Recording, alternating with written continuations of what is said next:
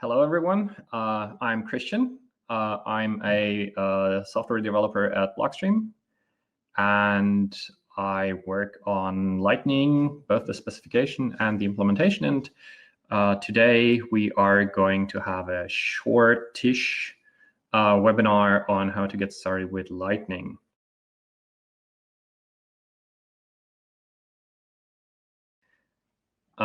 Dimitri asks if it is possible to run LND and C Lightning on the same host in parallel. It absolutely is.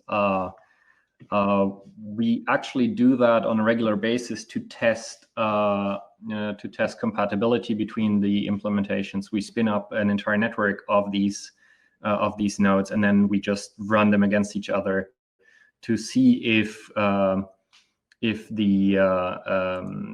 they are able to perform actions such as opening channels, connecting, and sending payments through. So it is very much possible.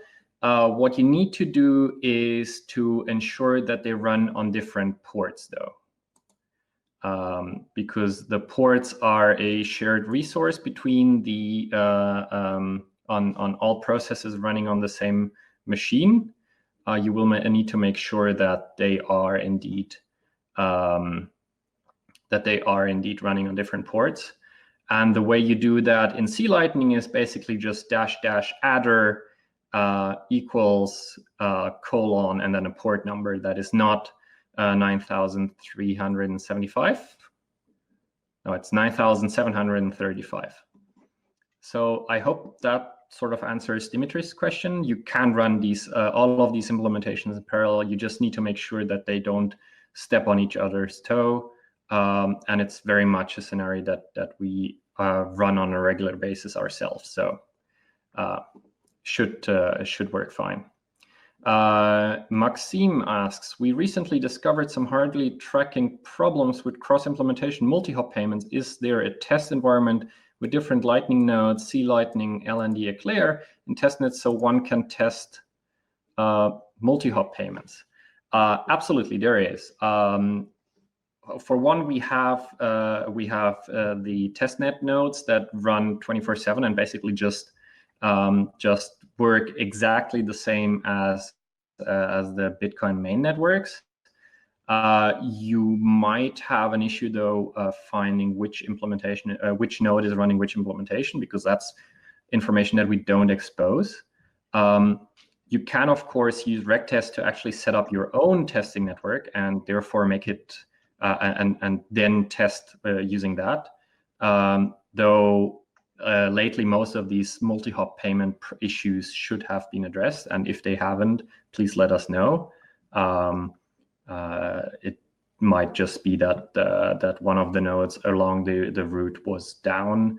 From experience, mostly it's a case of there not being a path, or one of the nodes being temporarily offline and therefore not being able to forward payments.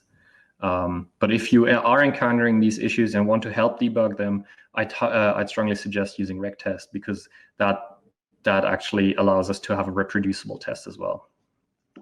Okay.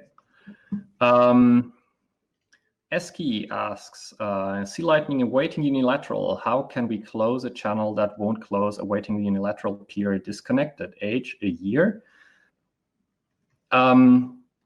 So awaiting unilateral is a state in which we one of the two endpoints has closed the channel, but in a non-collaborative way, and therefore published one of the transactions that was signed off before. Now, in this case, it doesn't seem to be a cheat attempt. It's just a unilateral close.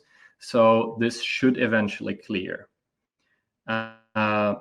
Since you mentioned it's been over a year that this has been stuck, it might be that the closing transaction just never got confirmed. What you can do is you can take the database in C Lightning, extract the transaction that is the closed transaction, and then reissue it to the Bitcoin network, and therefore try to close it again. And once that confirms, it will actually work out. A bit more of a sledgehammer approach is that if you don't have any funds in that channel, it might be safe for you to just forget the channel at all. And for that, you need to compile with the developer mode and just tell, and then use this the Lightning CLI tool to issue Lightning CLI def forget channel and then the channel ID. Be careful though, if you had funds on that channel, you will lose them. And that's also one of the reasons why this is a def command, is because we expose some really dangerous stuff in the developer command. So never run def stuff if you're not being told to or know exactly what you're doing. Okay. Errol asks, if I run Bitcoin on another machine in my local network, could there be any latency problem? No, that's a short answer. Bitcoin D is being pulled once every 30 seconds in the mainnet mode. And the only thing it does is basically check if there is a new block. So once every 30 seconds, we go out to the to Bitcoin D and ask, hey, is there a new block? If yes, we fetch the block.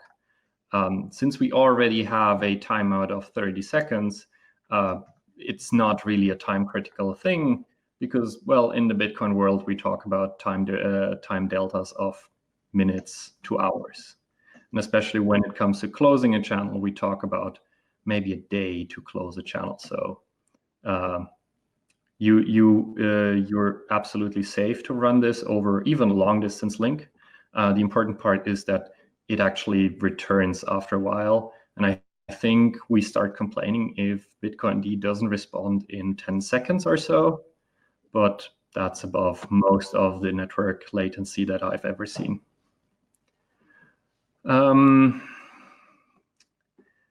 Zach asks, is there any literature out there? Well, it just got reordered. Is there any literature out there on installing C-Lightning on Windows? Well, sadly, we don't support Windows. It's quite a different platform from what we currently develop on, which is Linux. The macOS version is there because the two operating systems are similar enough. But for Windows, we would need to change quite a lot of stuff, and it's sort of it's a really lot of work. But we might eventually do it. We just don't have any Windows experts in our team. So if somebody is out there and knows about Windows development, please contact us. And I'd definitely be happy to have a Windows version eventually. Tim Serovsky asks, can I safely switch from building the source to using a PPA? Absolutely. The only issue that you might encounter is that the version in the PPA is older than the version in the you compiled yourself from the source code, in which case C-Lightning will tell you and will refuse to start. And you'd basically have to wait for the next release to be newer than the source version that you installed, and then you should be good to go. Alesh asks, is there a UI to explore the C-Lightning database? Well, the C-Lightning database is just a SQLite database. So if you have any tool that is able to talk to the SQLite protocol, you should be able to use that. I personally use the SQLite 3 command line tool because that allows you to quickly execute a query against the database and extract the necessary information. But I know there is also SQLite Browser, which is a graphical user interface that allows you to execute queries or just go and look at or browse through the database in a clicky way. Tip asks, what are the trade-offs between different LN implementations, C-Lightning, LND, Eclair? That's a very good question. After all, we are actually collaborating on the specification and we try to stay interoperable. That being said, we have very different goals. So LND is trying to become the go-to desktop environment. Eclair is well suited for mobile devices, and they are working really hard to make the resource consumption as low as possible, whereas LND tries to have as many features as possible. And C Lightning is sort of, we want to make it the Swiss Army knife of Lightning. So we want to have C Lightning run on low power devices because it has a very small footprint. We want C Lightning to be extensible because we are of the opinion that we cannot guess what everybody wants to implement or what wants to use it for. So we give you the tools to build whatever you'd like to implement, and we don't prescribe a way of doing things. This starts with the way we handle our remote procedure call interface.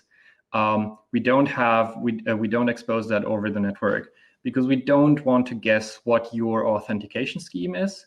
If you use Kerberos, you can expose the RPC through Kerberos.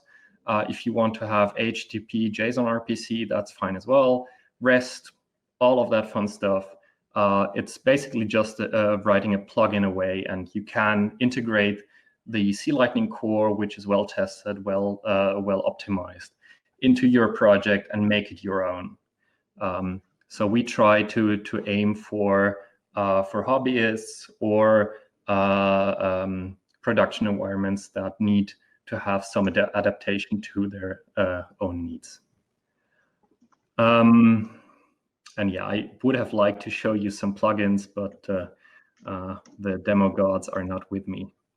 I find these live coding demos always really scary. So, and this time it didn't go well. Will Clark asks, are there any other ways to minimize node traffic on Lightning port other than def suppress gossip and def channel update interval?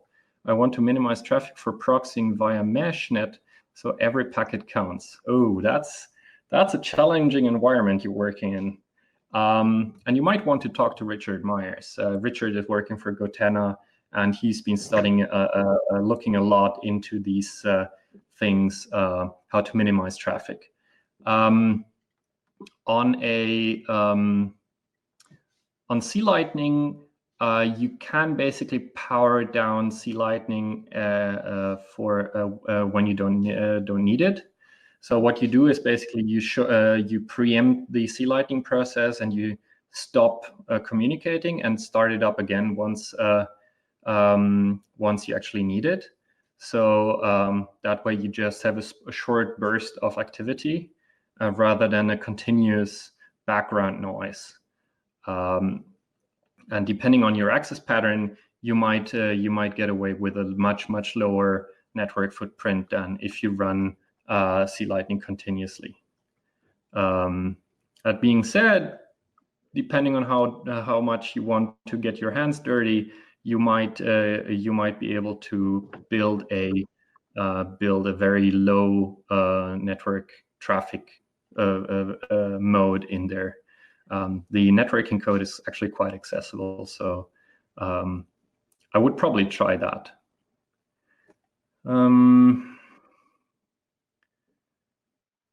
Is there, so Marco Conoscenti asks, is there any channel rebalancing strategy implemented in C Lightning? Not C Lightning itself, but like I said before, our goal is not to come with all the batteries included, even the ones that you don't need.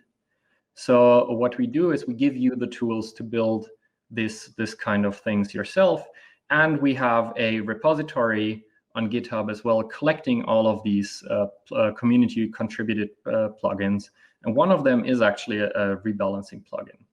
So what we give the plugins is all the little tools that the primitive tools that are needed to actually build more complex functionality on top.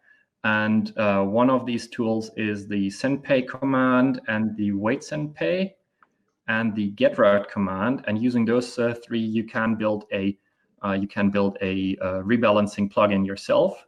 Or as I said, we do have an existing rebalancing plugin that does quite well. And if it doesn't suit your needs, it's a tiny Python script that is rather easy to adjust or to adapt to your own needs.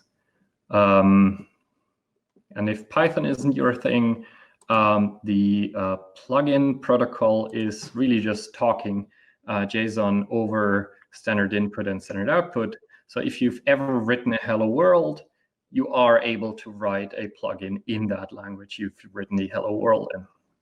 So Dimitri asks, in LND, if you don't back up channel.backup file, you are at risk of losing your in-channel funds. Is C Lightning similar in this respect?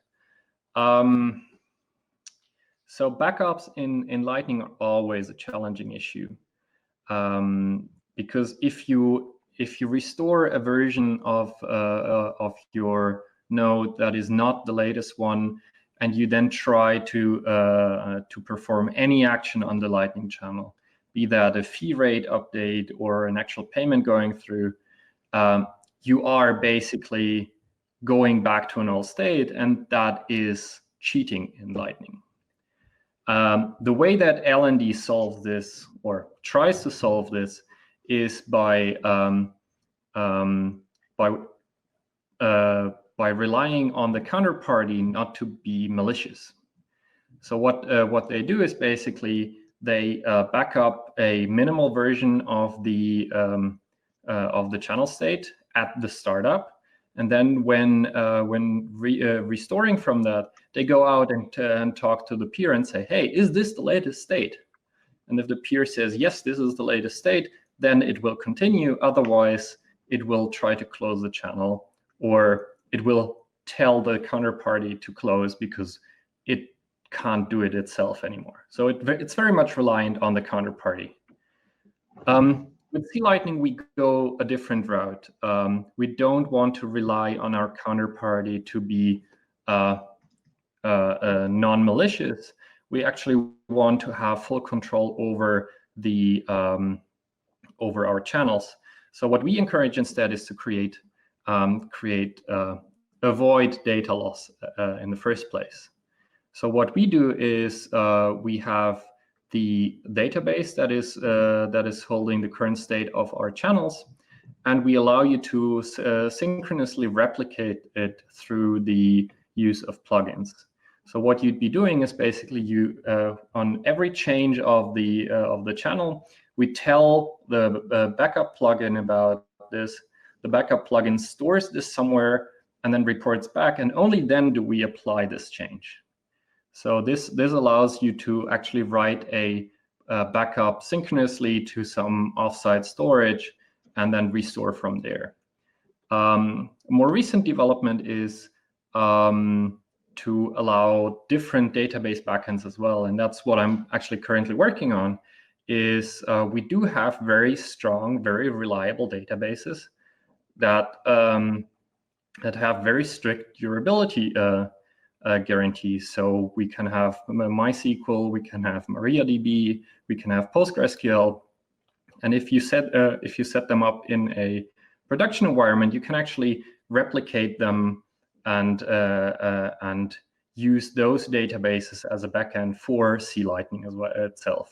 So even if one of your machine dies, takes a replica of the database with it, you can still continue operating on the remaining replicas, and basically then restore or bring a new replica in that replaces the failed one. So this is more into the direction of a production environment where you have to have high reliability and fault tolerance. And for the lower end of the spectrum, we usually go for backup plugins that replicate any changes to our database in real time to an offsite storage. I hope that answers the question. Okay, Mauricio asks, is there a recommended or safe block height date gigabytes for using pruned Bitcoin D node with C Lightning, or does C Lightning can control the Bitcoin D pruning so that it doesn't delete blocks that it needs?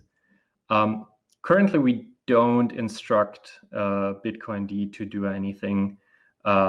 We only use read access to Bitcoin D, and being able to tell Bitcoin D which blocks it can delete or not is actually write access to Bitcoin D. So we try to avoid those.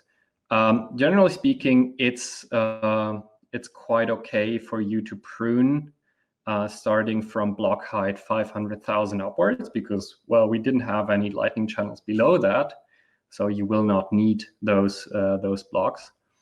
And since the last release, we will also cache most of this stuff in our internal database, such that if you've seen a channel on chain once, then you will be able to fetch that result from your own database and not need the Bitcoin D for it anymore. So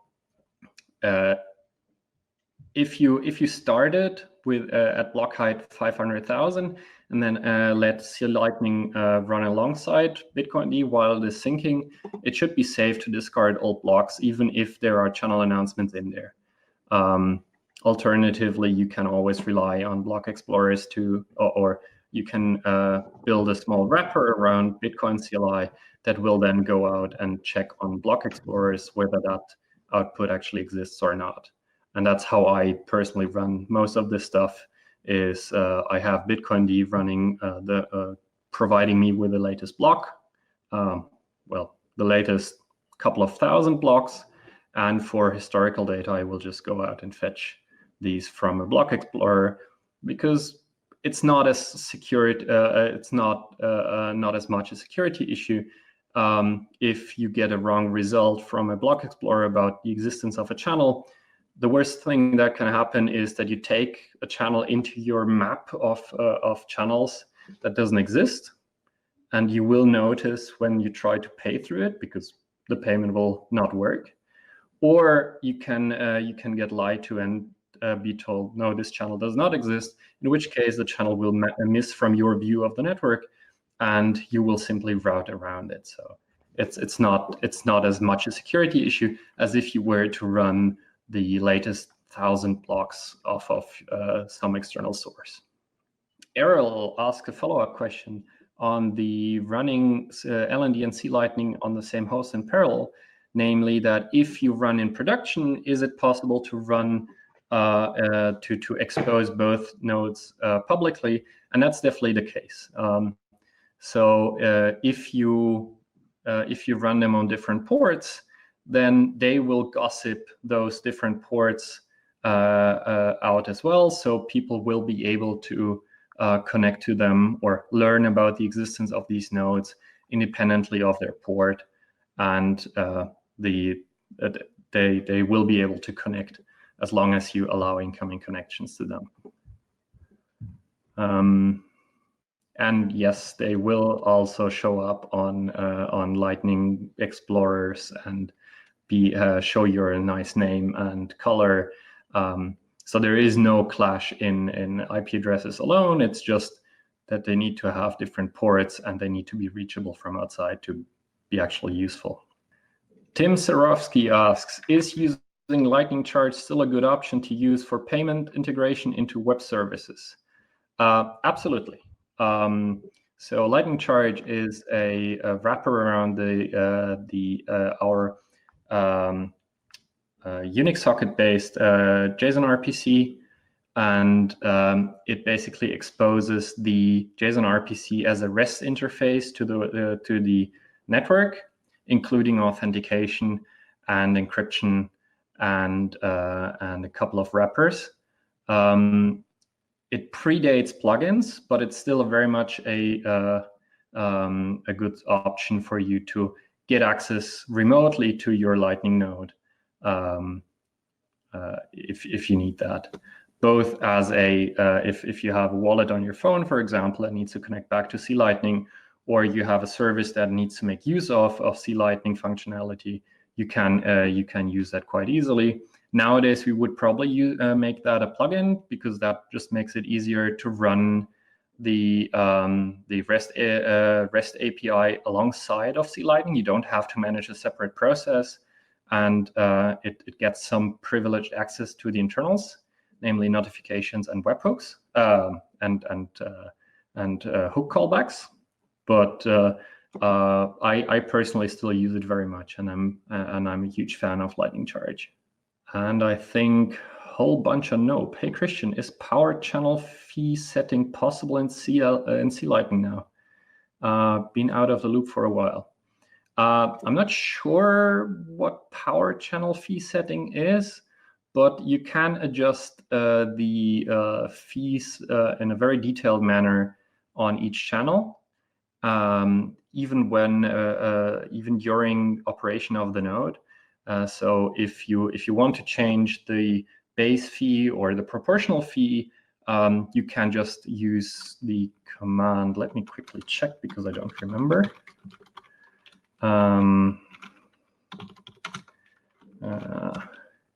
All of these can be found using Lightning CLI help and Lightning D -- help. So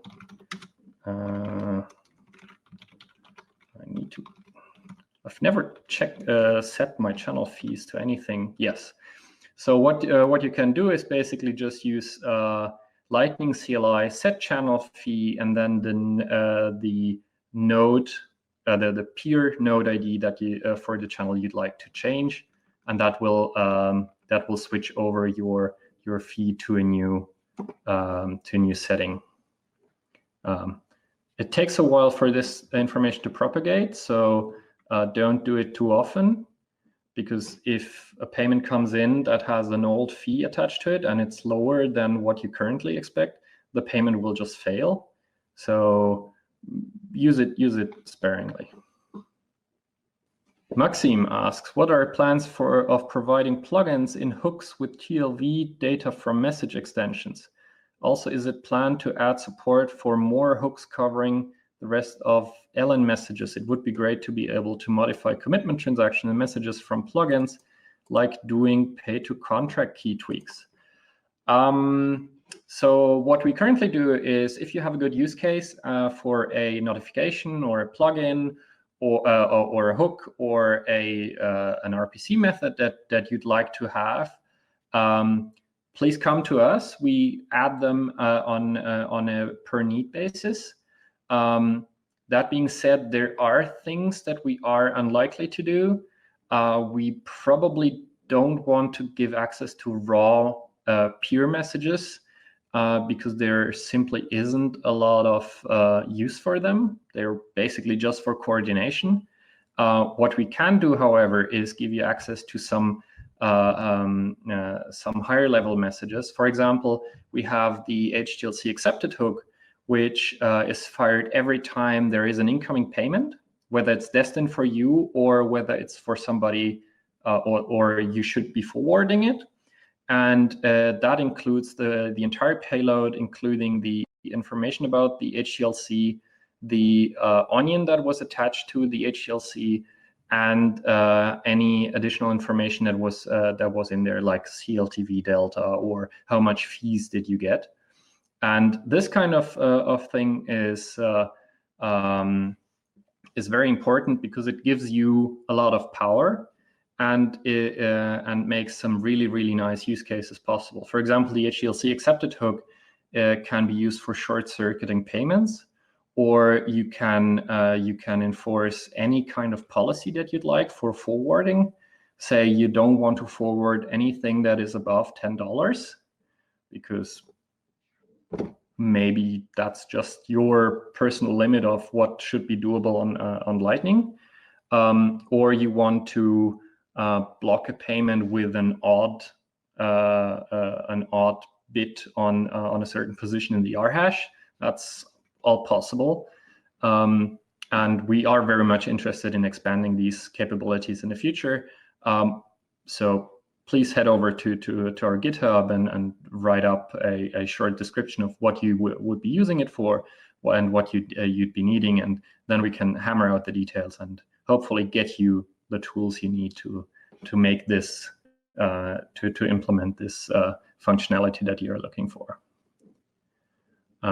Especially for TLV inside of the onions, those will definitely be exposed. Just one thing that I wanted to say at the end was basically, for technical issues, it's probably best to use Twitter, to use GitHub. For anything else, please feel free to reach out to me, and I'll do my best to get it going. And I hope this was useful to you. It was definitely an experience for me. And yeah, hope you got something out of it.